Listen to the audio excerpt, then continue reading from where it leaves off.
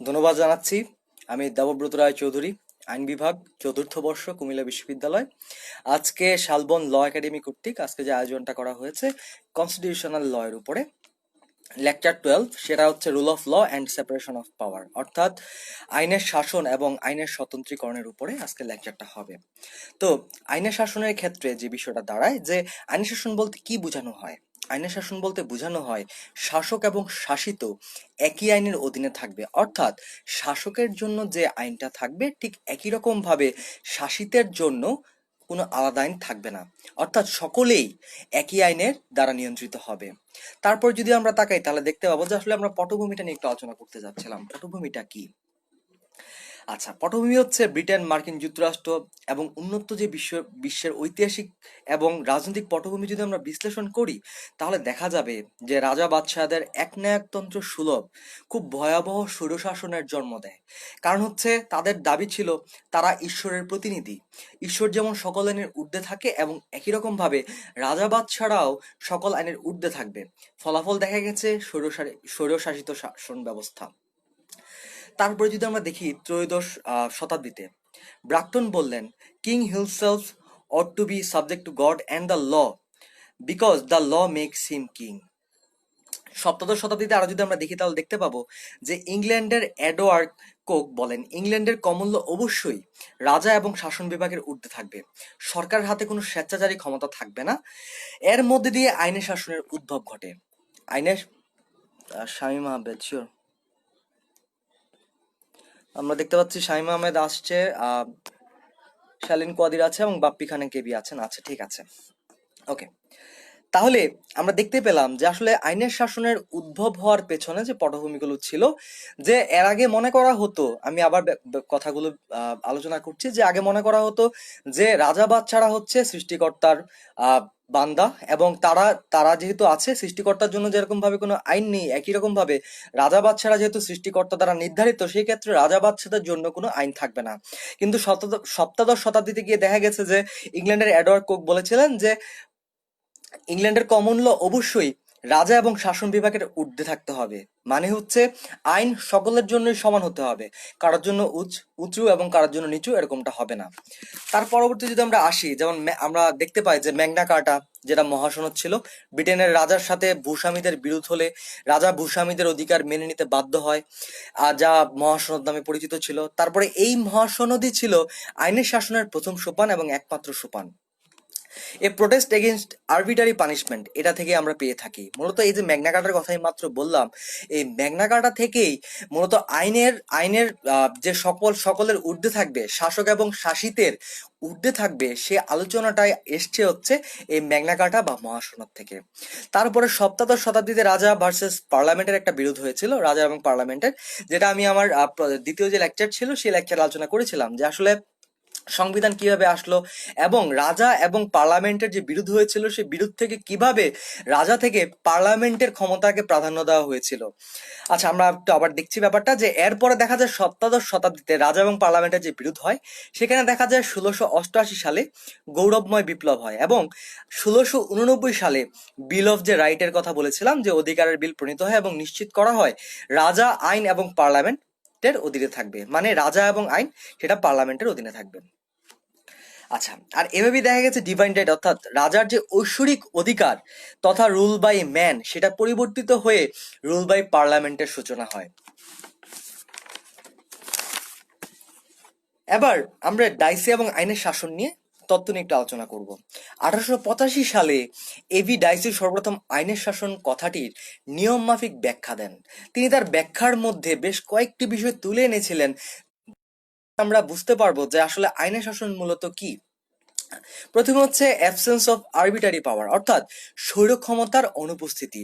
স্বৈর ক্ষমতার অনুপস্থিতি বলতে কি বোঝানো হয়? মূলত আইন হবে চূড়ান্তভাবে সার্বভৌম, মানে আইনের সকলেই, সকল শাসক হবে বা যারা বিচার ব্যবস্থা পরিচালনা করবেন সকলেই হবে আইনের অধীন। যে কোনো কাজ করার সময় সে আইন মেনে কাজটা করতে হবে। সরকারের কোনো বিশেষ ক্ষমতা থাকবে না, মানে কোনো আরবিটারি পাওয়ার বা ডিসক্রিশনারি পাওয়ার যা ব্যক্তি স্বাধীনতাকে খর্ব করতে পারে এরকম কোনো আইন থাকবে না।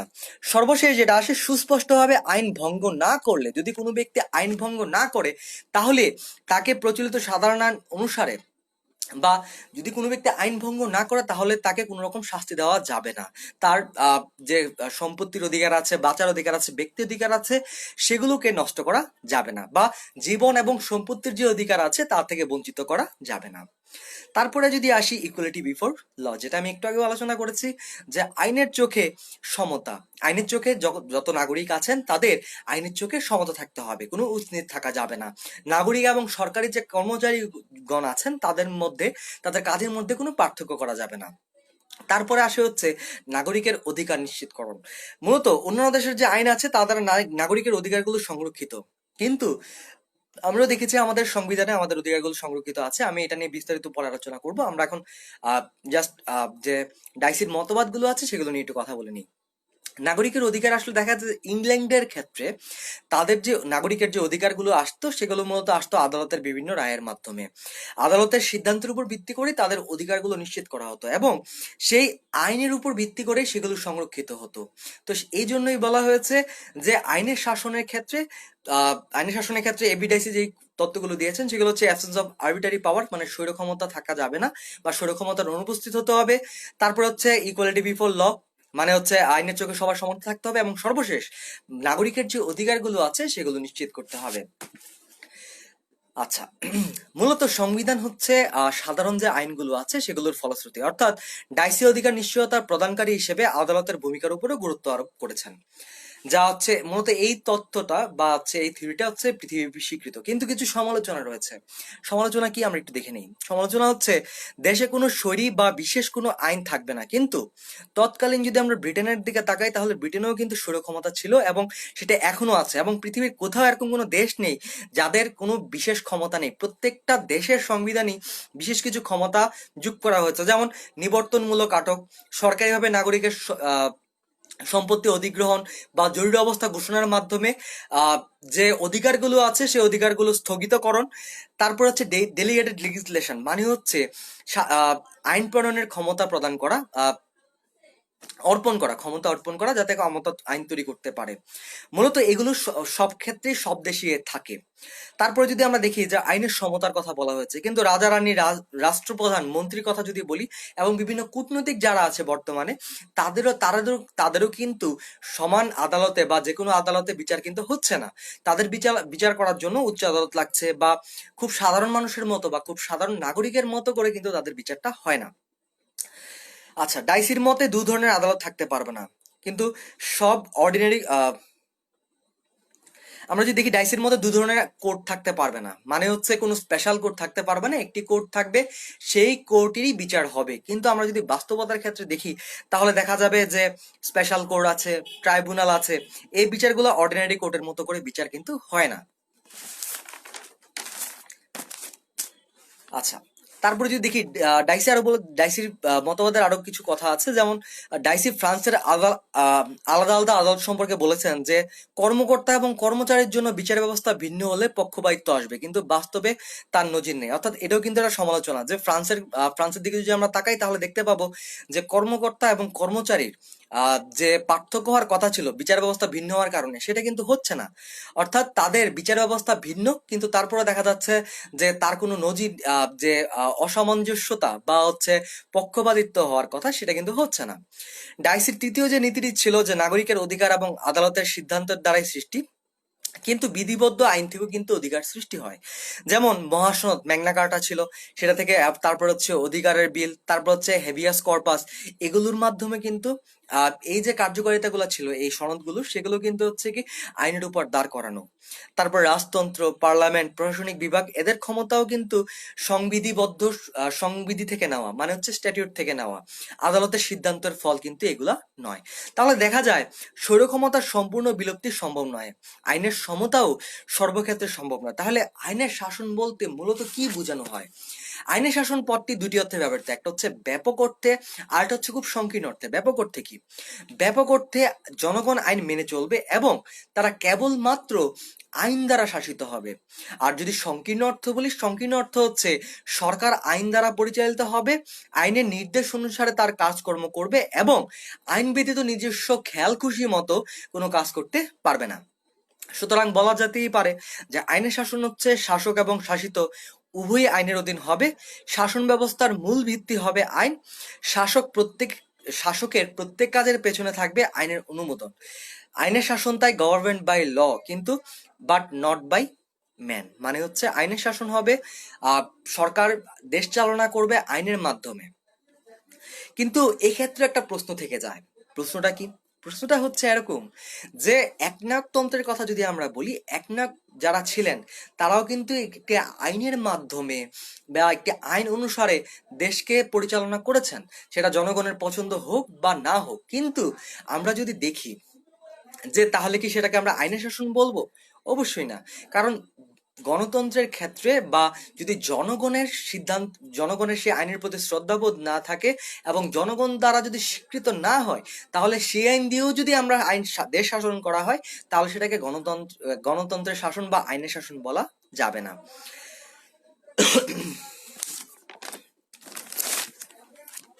তাহলে আমরা দেখলাম যে হচ্ছে আমরা এতক্ষণ যে বিষয়গুলো নিয়ে আলোচনা করলাম, যে আইনের শাসন হওয়ার জন্য শুধুমাত্র আইন দ্বারা শাসন করা যথেষ্ট নয়, সে আইনগুলো জনগণ দ্বারা বা গণতান্ত্রিক মতামতের ভিত্তিতে কতটা যুক্তিযুক্ত সেগুলো দেখতে হবে। আচ্ছা, এখন প্রশ্ন আসে তাহলে আইনের শাসন সর্বশেষ কি বলা যায়? তাহলে আইনের শাসন বলতে যে কোনো আইনের অধীনে শাসনকে বোঝায় না, মূলত তা বলতে বোঝানো হয় যে যে আইন দ্বারা শাসন করা হবে সেই আইনটি হতে হবে গণতান্ত্রিক। স্যার আইভর জেনিংস বলেছেন, প্রকৃত অর্থে আইনের শাসন বলতে একটি গণতান্ত্রিক সরকার ব্যবস্থা তথা সাংবিধানিক সরকারকে বোঝায়, যেখানে সরকারের বিরুদ্ধে সমালোচনা শুধুমাত্র অনুমোদিত নয় বরং প্রশংসনীয়, এবং এটি একটি উত্তম গুণ। রাজনীতি শুধু গ্রহণযোগ্য নয় বরং উৎসাহিত করা হয়। যেখানে এই বৈশিষ্ট্যগুলো থাকে সেখানে আমরা বলতে পারি যে আইনের শাসন রয়েছে। তিনি আরো বলেন যে আইনের শাসনের জন্য দরকার রাজনৈতিক কর্তৃপক্ষের ক্ষমতার উপর সীমাবদ্ধতা, এবং রাষ্ট্রসমূহ লিখিত সংবিধানের মাধ্যমে এটা অর্জনের চেষ্টা করছে। কেননা লিখিত সংবিধান একটি দেশের মৌলিক আইন যা সরকারের বিভিন্ন বিভাগকে আলাদা করে থাকে। আমরা সেপারেশন অফ পাওয়ারকে নিয়ে যখন পড়বো তখন বিভিন্ন বিভাগ নিয়ে একটু আলোচনা করব। এখানে একটি ভারতের একটি কেস রয়েছে, সেটা হচ্ছে Bachchan Singh versus state of পাঞ্জাবে। সেখানে বিচারপতি যে ছিলেন ভগবতী, উনি বলেছিলেন যে আইনের শাসন অর্থে আইন বলতে পার্লামেন্টে পাশ হওয়া কোনো আইনকে বোঝায় না। যদি তা বুঝায় তাহলে বোঝা যায় যে একনায়কতন্ত্রে একনায়কের যে শাসন ব্যবস্থা ছিল সেখানেও আইনের শাসন রয়েছে, কারণ একনায়ক পার্লামেন্টের মাধ্যমেই কিন্তু আইনটা পাশ করিয়ে নেয়, যদিও সেটা গণতান্ত্রিক নয় এবং এরা সমালোচনার মাধ্যমে বা ভোটের মাধ্যমে বা পার্লামেন্টে যারা সদস্য থাকে তাদের ভোটের মাধ্যমে গৃহীত হয় না। সেক্ষেত্রে আমরা বলতে পারি যে অবশ্যই যদি একটি আইনের শাসন হতে হয় তাহলে গণতান্ত্রিক বা জনগণ দ্বারা স্বীকৃত হতে হবে, এবং সে আইন শাসক এবং শাসিত উভয়ের জন্য সেম হতে হবে। বর্তমানকালে সামাজিক এবং রাজনৈতিক পরিবর্তনের প্রেক্ষিতে আইনের শাসনের ধারণাটি আরো বিস্তৃত হয়ে গেছে। কিরকম ভাবে?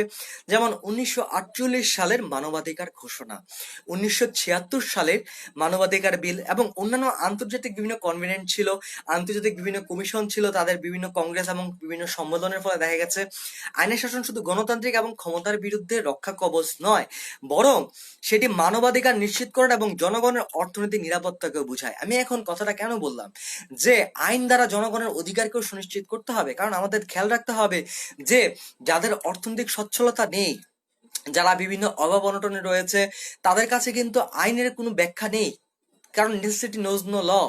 হ্যাঁ, অভাবে স্বভাব বাক্যটা রয়েছে, সেটার দিকে খেয়াল করলে আমরা বুঝতে পারি যে আসলে যদি অভাব অনটন থাকা মানুষের কাছে সে তার অভাব থেকে যায় প্রচন্ড দূর অবস্থা থাকে, সে অবস্থায় কিন্তু তার কাছে আইনের কোনো প্রাধান্য নেই, কারণ তখন তার জীবন বাঁচানোই ফরজ হয়ে দাঁড়ায়। আচ্ছা, তাহলে আইনের শাসনের ক্ষেত্রে আমরা অত্যাবশ্যকীয় মূল উপাদানগুলো নিয়ে আরেকবার একটু আলোচনা করছি। সেটা হচ্ছে একটি গণতান্ত্রিক বা শাসনতান্ত্রিক সরকার।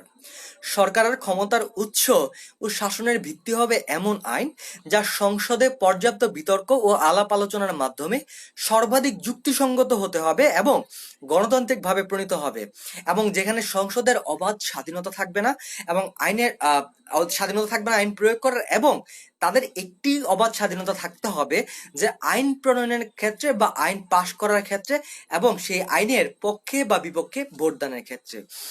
আইনের মাধ্যমে সরকারের বিভিন্ন বিভাগকে ক্ষমতা নির্দিষ্ট করে দেওয়া, শাসন বিভাগকে প্রদত্ত স্ববিবেক অনুযায়ী কাজ করার এবং ডেলিগেটেড লেজিসলেশনের কথা যেটা বলেছিলাম বা ভারার্পিত আইন প্রণয়নের ক্ষমতার উপর যুক্তিযুক্ত বাধা নিষেধ অর্পণ করা। তারপরে হচ্ছে একটি স্বাধীন বিচার বিভাগ, একটি বিচার বিভাগকে স্বাধীন হতে হবে।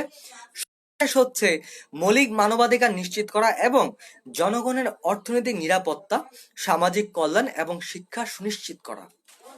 এগুলি হচ্ছে আইনের শাসনের যে অত্যাবশ্যকীয় মূল উপাদানগুলো রয়েছে সেগুলো নিয়ে আলোচনা করলাম। এবার গণতান্ত্রিক সরকার যদি একবার প্রতিষ্ঠিত হয়ে যায় তাহলে কি আইনের যে বৈশিষ্ট্যগুলো আছে সেগুলো আপনা আপনি প্রকাশ পাবে কিনা? হ্যাঁ, পাবে। যদি এটি গণতান্ত্রিক সরকার প্রতিষ্ঠিত হয় তাহলে যে আইনের শাসন রয়েছে সেটা পুরোপুরিভাবে প্রকাশ পায়। কিভাবে সেটা আমরা এখন আলোচনা করছি। এখন দেখা যায় যে প্রথমত যদি উক্ত সরকার একটি আইনসভার নিকট, যে সরকার নির্বাচিত হয়ে আসেন তিনি আইনসভার নিকট জবাবদিহিতা থাকে, যার কারণে তিনি চাইলেই বিভিন্ন আইন প্রণয়ন বা স্বেচ্ছাচারিতা প্রয়োগ করতে পারে না। আইনসভা নিরপেক্ষভাবে নির্বাচিত যে জনপ্রতিনিধি থাকেন তাদেরকে নিয়েই সেই আইনসভাটা গঠিত হয়। দ্বিতীয়ত, গণতান্ত্রিক বা সাংবিধানিক সরকার প্রতিষ্ঠিত হলে একটি স্বাধীন বিচার বিভাগ অবশ্যই থাকবে, ফলে জনগণের যে মৌলিক অধিকারগুলো আছে সেগুলো পূর্ণ মাত্রায় বিরাজ করবে এবং সরকার স্বেচ্ছাচারী ভাবে অধিকারগুলোর উপর হস্তক্ষেপ করতে পারবেন না। তৃতীয়ত যদি আমরা দেখি সাংবিধানিক সরকার প্রতিষ্ঠিত হলে যেখানে সেখানে বহুদলীয় গণতন্ত্র থাকবে, মানে হচ্ছে আদালতের মধ্যে একদল সরকার গঠন করবে এবং আরেক দল বিরোধী দল গঠন করবে, ফলে দেখা যাবে একনায়কের ভূমিকায় অবতীর্ণ যদি হয় সরকার তাহলে প্রবল সমালোচনার শিকার হবে এবং পরবর্তীতে নির্বাচনের ক্ষেত্রে ভরাডুবি হবে। এবং কারণ একটি গণতান্ত্রিক সরকার যদি আমরা চিন্তা করি তাহলে সেই গণতান্ত্রিক সরকারকে আসতে হয় জনগণের বা জনগণের যে ভোট আছে সেই ভোটাধিকারের মাধ্যমে বিপুল সংখ্যক ভোট অর্জন করে সে জনপ্রতিনিধি হতে হয় এবং সে পার্লামেন্টের সদস্য হয় এবং সেই জয়ী সদস্যরা মিলে একটি আইনসভা গঠন করে বা মন্ত্রিসভা গঠন করে। আর যদি তারাই দেখা যায় যে সাধারণ মানুষের অধিকারকে খর্ব করে এমন কোনো আইন প্রণয়ন করে তাহলে তাদের ভরাডুবি হওয়াটাই স্বাভাবিক। সর্বশেষ যেটা চতুর্থত, যে সাংবিধানিক সরকার যেহেতু জনগণের পূর্ণ সমর্থনে ক্ষমতা পায় সেহেতু নির্বাচনের সময় জনগণকে দেওয়া যে প্রতিশ্রুতিগুলো থাকে সেগুলোও কিন্তু সরকারকে পূরণ করতে হয়। যদি সরকার সেগুলো পূরণ না করে তাহলে কিন্তু সরকারের পরবর্তী দেখা যায় যে ফল হয়ে যায় বা হচ্ছে ভরাডুবি যেটা হয় এটাকে বললাম। এবার আসি হচ্ছে যে বাংলাদেশের আইনের শাসন নিশ্চিত করার জন্য কি কি অনুচ্ছেদগুলো সংযোজন করা হয়েছে। আমরা যদি দেখি তাহলে দেখতে পাবো যে বাংলাদেশের যে প্রস্তাবনা ছিল সেই প্রস্তাবনা অঙ্গীকার করা হয়েছিল অনেকটা এরকম যে আমাদের রাষ্ট্রের অন্যতম মূল লক্ষ্য হবে গণতান্ত্রিক পদ্ধতিতে এমন একটি শোষণমুক্ত সমাজতান্ত্রিক সমাজের প্রতিষ্ঠা করা যেখানে সকল নাগরিকের জন্য আইনের শাসন, মৌলিক অধিকার, রাজনৈতিক, অর্থনৈতিক এবং সামাজিক সাম্য এবং স্বাধীনতা সুনিশ্চিত হবে, স্বাধীনতা এবং সুবিচার নিশ্চিত হবে। অঙ্গীকার রক্ষার জন্য আমরা এখন দেখব যে কি কি অনুচ্ছেদ আমাদের সংবিধানে যোগ করা হয়েছে, ভালো ভালো অনুচ্ছেদ। যেমন আমরা যদি তাকাই তাহলে দেখতে পাবো যে অনুচ্ছেদ 27-এ কি বলা হয়েছে। 27-এ বলা হয়েছে যে সকল নাগরিক আইনের দৃষ্টিতে সমান এবং আইনের সমান আশ্রয় লাভের অধিকারী। মানে আমাদের বাংলাদেশ সংবিধান নিয়ে যেহেতু আলোচনা করছি তাহলে বাংলাদেশ সংবিধানে সকল নাগরিক আইনের দৃষ্টিতে সমান থাকবে এবং তারা প্রত্যেকেই আইনের কাছে সমান আশ্রয় লাভের অধিকারী হবে। তারপরে যদি দেখি সেটা হচ্ছে অনুচ্ছেদ 31। এখানে বলা হয়েছে আইনের আশ্রয় লাভ এবং আইন অনুযায়ী এবং কেবল আইন অনুযায়ী ব্যবহার লাভ যে কোনো স্থানে অবস্থানরত যে কোনো নাগরিকের কাছে এবং বিশেষত সে আইন অনুযায়ী ব্যতীত এমন কোনো ব্যবস্থা গ্রহণ করা যাবে না যাতে ওই নাগরিকের জীবন, স্বাধীনতা, দেহ, সুনাম বা সম্পত্তির কোনো হানি হয়। সংবিধানের তৃতীয় ভাগে 18টি মৌলিক অধিকারের কথা বলা হয়েছে এবং 44 এবং 102 অনুচ্ছেদে তা যে অধিকারগুলোর কথা বলা হয়েছিল সেই অধিকারগুলো বলবৎকরণের ব্যবস্থাও করা হয়েছে। অনুচ্ছেদ 7 এবং অনুচ্ছেদ 26-এ আইন বিভাগের উপর সীমাবদ্ধতা আরোপ করা হয়েছে। সংবিধান ও মৌলিক অধিকারের পরিপন্থী কোনো আইন পাশ করা যাবে না। যদি কোনো আইন এরকম তৈরি করা হয় যেটা হচ্ছে আমাদের যে মৌলিক অধিকারগুলো আছে সেগুলোর পরিপন্থী, তাহলে সেটা বাতিল হয়ে যাবে। তারপরে হচ্ছে সংবিধান নির্বাহী আইন এবং বিচার বিভাগকে সরাসরি না কোনো আলাদা করে দেওয়া না হলেও পরোক্ষভাবে সেটাকে আলাদা করে দেওয়া হয়েছে। চতুর্থ, পঞ্চম এবং ষষ্ঠ যে অধ্যায় রয়েছে সেখানে আলোচনা করা হয়েছে। তারপরে আমরা বলতেই পারি যে পরোক্ষভাবে 3টি বিভাগের ক্ষমতাও সুনির্দিষ্ট করে দেওয়া হয়েছে যাতে করে কোনো বিভাগই স্বেচ্ছাচারী না হতে পারে। অনুচ্ছেদ 7, 26 এবং 102-এর 2 সাবসেকশন 2-এ সুপ্রিম কোর্টকে বিচার বিভাগের পর্যালোচনা অর্থাৎ যে জুডিশিয়াল রিভিউ আছে তার ক্ষমতা দেওয়া হয়েছে যাতে করে আইন এবং বিচার বিভাগ তাদের সীমা লঙ্ঘন করে কোনো আইন তৈরি করতে না পারে যেটা হচ্ছে আমাদের সংবিধান পরিপন্থী কিংবা আমাদের যে মৌলিক অধিকারগুলোর কথা বলা হয়েছে সেই মৌলিক অধিকারগুলোর পরিপন্থী। সুতরাং আমরা এই ক্ষেত্রে স্বাভাবিক অবস্থায় বলতেই পারি যে এগুলো আইনের শাসন নিশ্চিত করার জন্য উপযোগী। আমরা এখন দেখব যে কোন কোন আমাদের সংবিধানে কোন কোন বাধাগুলো রয়েছে যেগুলো আইনের শাসন হতে আইনের শাসন সম্পূর্ণভাবে বলবৎ হতে বাধা দিচ্ছে। প্রথমে আমরা দেখব যে বিচার বিভাগের স্বাধীনতা। শুধুমাত্র নিয়োগ পদ্ধতি যদি আমরা বাদ দিই তাহলে দেখা যাবে যে সুপ্রিম কোর্টের স্বাধীনতা ভালোভাবে সংবিধান নিশ্চিত করা হয়েছে, কিন্তু নিম্ন যে আদালতগুলো আছে সেগুলোর কিন্তু এখনো নিশ্চিত করা হয়নি। কারণ হচ্ছে নিম্ন আদালতের যে বিচারকগণ আছেন তাদের নিয়োগের ক্ষেত্রে নির্বাহী বিভাগের হাতে নির্বাহী বিভাগ করে থাকে। যারা নিম্ন আদালতের বিচারক থাকে তাদের নিয়োগের কাজটা করে থাকে যে নির্বাহী বিভাগ। ম্যাজিস্ট্রেটগণ একই সাথে বিচার বিভাগ এবং নির্বাহী বিভাগ উভয়ের ক্ষমতায় প্রয়োগ করতে পারে, যার কারণে হচ্ছে তাদের স্বাধীনভাবে বিচার কার্য পরিচালনা করা সম্ভব হচ্ছে না। 27 অনুচ্ছেদ অনুযায়ী ইকুয়ালিটি বিফোর ল সেটাও নিশ্চিত হচ্ছে না। তারপর যদি দেখি নিবর্তনমূলক আটক, এই বিধান সাধারণত নিবর্তনমূলক আটক মানে হচ্ছে কোনো দোষ ছাড়া বা হচ্ছে আমরা যদি স্বাভাবিকভাবে বলি কোনো দণ্ড ছাড়া আটক, কোনো ব্যক্তিকে আটক করার যে বিধানটা সেটা হচ্ছে এই বিধানটা মূলত যুদ্ধের সময় রাখা উচিত ছিল, কিন্তু দেখা গেছে যে 33 অনুচ্ছেদের কারণে এই বিধানটা যে করা হয়েছে যার কারণে দেখা গেছে সম্পূর্ণ শান্তির সময়েও এই ক্ষমতাটার অপব্যবহার করছে সরকার এবং বিরোধী দল, বেশিরভাগ সরকার সরকার করছে। যার ফলে দেখা যায় গ্রেফতার এবং আটক সম্পর্কে সমতা এবং আইনের আশ্রয় লাভের যে অধিকারের কথা বলা হয়েছিল অনুচ্ছেদ 31-এ সেটাও নিশ্চিত হয়নি। সংবিধানের 70 অনুচ্ছেদ, সংবিধানে এরূপ একটা যে বিধান তৈরি করা হয়েছে যার কারণে সরকারি দলীয় যে সংসদরা থাকে তারা সরকার কর্তৃক উত্থাপিত কোনো বিলের বিপক্ষে ভোট দিতে পারে না। আমি কথাটা আবার বলছি যে সংবিধানের 70 নম্বর যে অনুচ্ছেদটা আছে সেই অনুচ্ছেদে একটা কথা বলা হয়েছে যে সরকার যদি কোনো বিল উত্থাপিত করে তাহলে সরকারি দলের কোনো সাংসদ সেই বিলের বিপক্ষে কোনো ভোট দিতে পারে না। তো এতে দেখা যায় কি, এতে হয় যে সরকার অনায়াসে অগণতান্ত্রিক যদি কোনো আইন থাকে সে আইনটা পাশ করে নিতে পারে। এই 70 অনুচ্ছেদের জন্যই সরকার অহরহ অধ্যাদেশ জারি করে। সুতরাং 70 অনুচ্ছেদের জন্য গণতান্ত্রিক আইন পাশ হওয়ার সম্ভাবনা নেই বললে চলে, ফলে রুল অফ পার্টি হয়ে যায়। আমরা একটু আগে বলেছি আইনের শাসন হওয়ার জন্য যদি কোনো আইন পাশ হয় বা কোনো অধ্যাদেশ পাশ হয় বা কোনো বিল পাশ হয় সেই ক্ষেত্রে দেখতে হবে যে সেটা কতটুকু গণতান্ত্রিক, কতটুকু সমালোচনা আলোচনা এবং যুক্তির মাধ্যমে সেটা উত্থাপিত হয়েছে এবং সেটা পাশ হয়েছে। কিন্তু এই 70 অনুচ্ছেদের কারণে দেখা যায় যে আসলে যে সরকার চাইলেই সংসদ পার্লামেন্টকে পাশ কাটিয়ে সেই আইনটা পাশ করে ফেলতে পারে। তারপরে আসি হচ্ছে অধ্যাদেশ প্রণয়নের ক্ষমতা, যেটাই মাত্র বললাম যে নির্বাহী বিভাগ খেয়াল খুশি মতো 70 অনুচ্ছেদ অনুযায়ী অধ্যাদেশ জারি করতে পারে।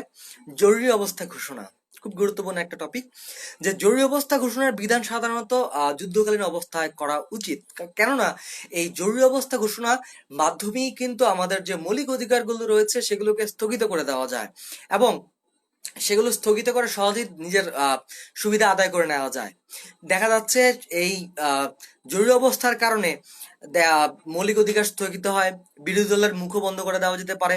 আসলে শান্তি অবস্থায় যদি জরুরি অবস্থা ঘোষণার বিধান থাকে তাহলে সেটা স্বেচ্ছাচারিতারই পরিচয় দেয়। তারপরে আসে হচ্ছে প্রশাসনিক ট্রাইব্যুনাল। সরকারি কর্মচারী এবং কর্মকর্তাদের যে কোনো বিরোধ নিষ্পত্তির ব্যাপারে 117 অনুচ্ছেদে প্রশাসনিক ট্রাইব্যুনাল গঠনের কথা বলা হয়েছে। এরূপ ট্রাইব্যুনালকে সুপ্রিম কোর্টের এখতিয়ারে রাখারও কোনো বিধান সংবিধানে নেই, যা হচ্ছে আইনের শাসনের পরিপন্থী। তারপরে যদি আসে তাহলে আসে তারপরের যে পয়েন্টটা আসে সেটা হচ্ছে সরকারি হিসাব সংক্রান্ত কমিটি অর্থাৎ পিএসসি। সরকারের সকল অর্থের হিসাব রাখা এবং কোন সরকারের বিরুদ্ধে যদি কোনো অভিযোগ থাকে সে অভিযোগ খতিয়ে দেখার কাজ হচ্ছে পিএসসির। মূলত এই যে সরকারি হিসাব সংক্রান্ত কমিটি, তার যে সভাপতি থাকে সেই সভাপতি বানানো হয় বিরোধী দলীয় কোনো সাংসদকে, যাতে করে সরকার যদি কোনো অনিয়ম করে থাকে তাহলে সে অনিয়মের যে বা সরকারের বিরুদ্ধে যদি কোনো অভিযোগ থাকে সে অভিযোগের সত্যতার যাচাইয়ের জন্য এই সরকারি হিসাব সংক্রান্ত কমিটি বা পিএসসি কাজ করে থাকে। কিন্তু কোনো আমলেই বাংলাদেশের মন্ত্রী পরিষদ বা যে বিচার ব্যবস্থার ক্ষেত্রে এখনো অবধি পিএসসির কোনো চেয়ারম্যান বিরোধী দলীয় সাংসদকে নিয়োগ করা হয়নি। সব সরকার দলীয় সাংসদরাই সেই পিএসসির সভাপতি হয়েছেন। আমরা যদি উন্নত দেশগুলোর দিকে তাকাই তাহলে দেখতে পাবো যে পিএসসির যে সভাপতি থাকে বা কমিটির যে সভাপতি থাকে সেই কমিটির সভাপতি সবসময় বিরোধী দলীয় কোনো সাংসদ বা সদস্য হয়ে থাকে, কিন্তু বাংলাদেশের ক্ষেত্রেই তার ব্যতিক্রম। তারপরে যদি আসে সেটা হচ্ছে মহাহিসাব রক্ষক বা হচ্ছে অডিটর জেনারেল।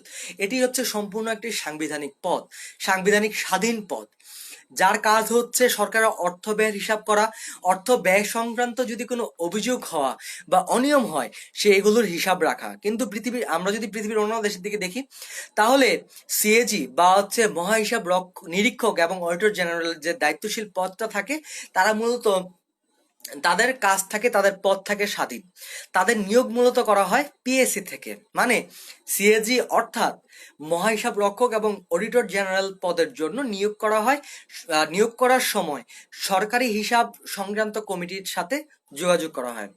কিন্তু আমাদের দেশে দেখা যায় যে সিএজির যারা দায়িত্বশীল আছে, সিএজি দায়িত্বশীল থাকে হচ্ছে রাষ্ট্রপতির কাছে, আর সিএজির যে পুরা কমিটি থাকে সেই কমিটি থাকে দায়বদ্ধ থাকে অর্থ মন্ত্রণালয়ের কাছে, যার কারণে দেখা যায় দুর্নীতির মাধ্যমে অনেক যে বরাদ্দকৃত টাকা থাকে সেই টাকাও অনেক আত্মসাৎ করে ফেলতে পারে।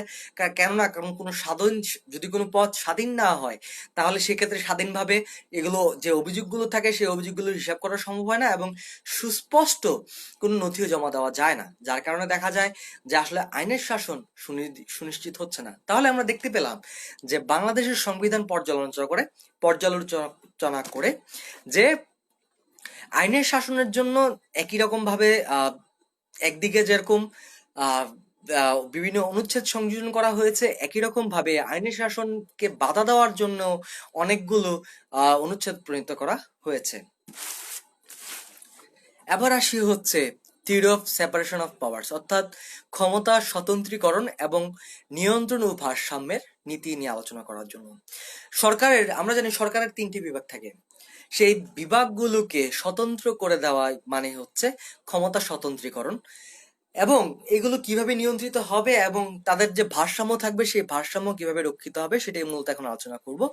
যে সরকারের 3টি বিভাগের মধ্যে আমরা একটু আগে চলে যাই, যে আদিম যারা দার্শনিক ছিল তারা কি চিন্তা করতো যে সরকারের 3টি বিভাগের মধ্যে ক্ষমতার বিভাজন মূলত প্রাচীন যে রাষ্ট্রবিজ্ঞানীগুলো ছিলেন, যেমন এরিস্টটল ছিলেন, তারপর সিসেরো ছিলেন, জিন বডলিন ছিলেন, জন লক ছিলেন, তারপর মন্টেস্কুট ছিলেন, তারা মূলত তাদের দ্বারা এটা স্বীকৃত ছিল যে ক্ষমতা স্বতন্ত্রীকরণ বা সেপারেশন অফ পাওয়ার।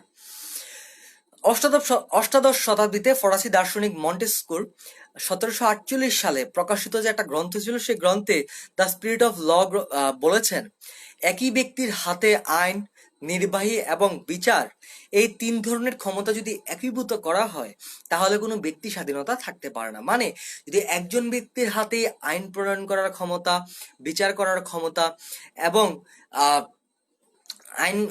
আইন প্রণয়ন, সে অনুযায়ী বিচার করা এবং শাস্তি দেওয়া, এই 3টি যদি একজন ব্যক্তি করে থাকে তাহলে কোনো ব্যক্তি স্বাধীনতা থাকতে পারে না। তিনি আরো বলেছেন যে অভিজ্ঞতা প্রমাণ করে যে প্রত্যেক ব্যক্তি ক্ষমতা পেলে তার অপব্যবহার করে, যদি না ক্ষমতা প্রয়োগের সীমাবদ্ধতা এনে দেওয়া হয়, মানে সীমাবদ্ধতা ছাড়া বা কোনো সীমা ছাড়া যদি কাউকে ক্ষমতা দেওয়া হয় তাহলে সেই ক্ষমতার অপব্যবহারের কথা উনি ব্যাখ্যা বলেছেন। এছাড়া ইংরেজ যে চিন্তাবিদ ছিলেন ব্ল্যাকস্টোন, আমরা সকলেই ওনার নাম জানি। ব্ল্যাকস্টোনও 1765 সালে তার একটা গ্রন্থ প্রকাশিত হয়েছিল, যে কমেন্টারিজ on the lodge of England. এই গ্রন্থেও তিনি ক্ষমতা স্বতন্ত্রীকরণ নীতি সম্পর্কে একই মত পোষণ করেছিলেন।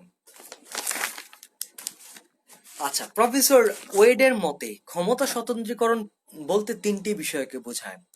প্রথমত, একই ব্যক্তি সরকারের সরকারের যে তিনটি বিভাগ আছে, সে তিনটি বিভাগের একটির বেশি বিভাগে থাকতে পারবে না বা একটি বেশি বিভাগের নিয়োগ হতে পারবে না, যেমন মন্ত্রীগণ পার্লামেন্টে বসবেন না। আবার দ্বিতীয়ত হচ্ছে, একই বিভাগ অন্য বিভাগকে কোনোভাবে নিয়ন্ত্রণ করবে না। তৃতীয়ত, একই বিভাগ অন্য বিভাগের কোনো কাজ করবে না, যেমন মন্ত্রীদের আইন প্রণয়নের কোনো ক্ষমতা থাকবে না। আমরা যদি ভালো করে বিবেচনা করি বা এটার একটু সমালোচনার দিকে যাই, তাহলে দাঁড়ায় যে মন্টেস্কুয়ের নীতির বিরুদ্ধে প্রধান অভিযোগ হলো তিনি কোন অর্থে নীতি গ্রহণ করেছে সেটা উল্লেখ করে যাননি। সেটা কি অ্যাবসলিউট সেপারেশন মানে হচ্ছে সম্পূর্ণ স্বতন্ত্রীকরণ, নাকি হচ্ছে লিমিটেড অর ব্যালেন্সড সেপারেশন মানে হচ্ছে ক্ষমতার সীমাবদ্ধ স্বতন্ত্রীকরণ। আসলে অ্যাবসলিউট সেপারেশন করা সম্ভব নয়, কিন্তু limited or balance separation of পাওয়ার সেটা করা সম্ভব। কেন সেটা আমরা আলোচনা করবো এখন। আচ্ছা, আমরা যদি বাংলাদেশের প্রেক্ষিতে তাকাই তাহলে দেখা যাবে যে বাংলাদেশে 1972 থেকে 1975 সাল পর্যন্ত, আমি দুঃখিত, 1972 থেকে 1975 সালের 24 জানুয়ারি পর্যন্ত মন্ত্রী পরিষদ শাসিত ছিল। কেননা এ সময় শাসন ব্যবস্থা প্রকৃতিগত কারণে ক্ষমতা স্বতন্ত্রীকরণ করা সম্ভব ছিল না। 1975 থেকে 1991 সাল পর্যন্ত বাংলাদেশের রাষ্ট্রপতি শাসিত শাসন ব্যবস্থা ছিল। এই শাসন ব্যবস্থায় ক্ষমতা স্বতন্ত্রীকরণ নীতি, এই শাসন ব্যবস্থার সবচেয়ে বড় ভুল যেটা ছিল সেটা হচ্ছে ওই অবস্থায় ক্ষমতা স্বতন্ত্রীকরণ নীতি এবং নিয়ন্ত্রণ ও ভারসাম্য নীতি কোনোটাই গ্রহণ করা হয়নি। আবার যদি আমরা বর্তমান বাংলাদেশের ক্ষেত্রে লক্ষ্য করে তাহলে দেখতে পাবো যে বর্তমান বাংলাদেশ হচ্ছে মন্ত্রী পরিষদ শাসিত সরকার চালু রয়েছে। সংসদীয় সরকার ব্যবস্থায় ক্ষমতা স্বতন্ত্রীকরণ প্রয়োগ কখনোই সম্ভব নয়, কেননা মন্ত্রী পরিষদের 9 সদস্যদের নিয়ে মন্ত্রিসভা গঠন করা হয়, যেটা হচ্ছে অনুচ্ছেদ 56-তে বলা হয়েছে।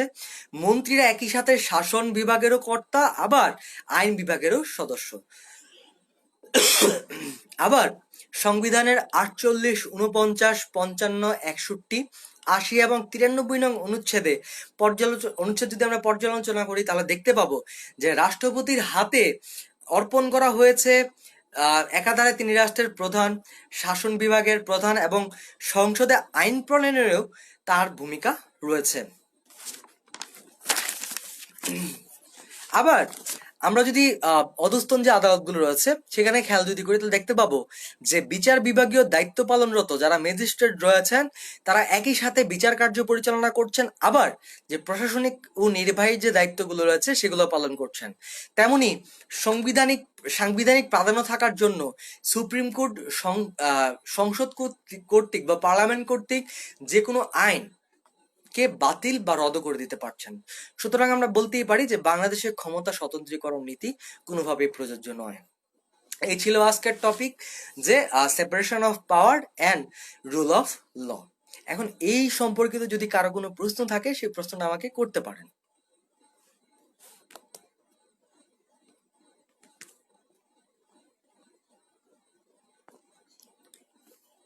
আচ্ছা, যদি কারো কোনো প্রশ্ন না থাকে তাহলে সকলকে জানিয়ে দিচ্ছি যে আমরা শীঘ্রই, আজকেই হচ্ছে আমাদের সাংবিধানিক আইনের উপরে শেষ ক্লাস। আমরা পরবর্তীতে একটি কুইজের মতো করে একটি পরীক্ষা নেওয়ার চেষ্টা করব, সকলে অংশগ্রহণ করবেন। আর শালবন ল একাডেমির সাথে থাকার জন্য সকলকে আন্তরিক ধন্যবাদ জানাচ্ছি। আমি দেবব্রত রায় চৌধুরী, আইন বিভাগ, 4র্থ বর্ষ, কুমিল্লা বিশ্ববিদ্যালয়। ধন্যবাদ।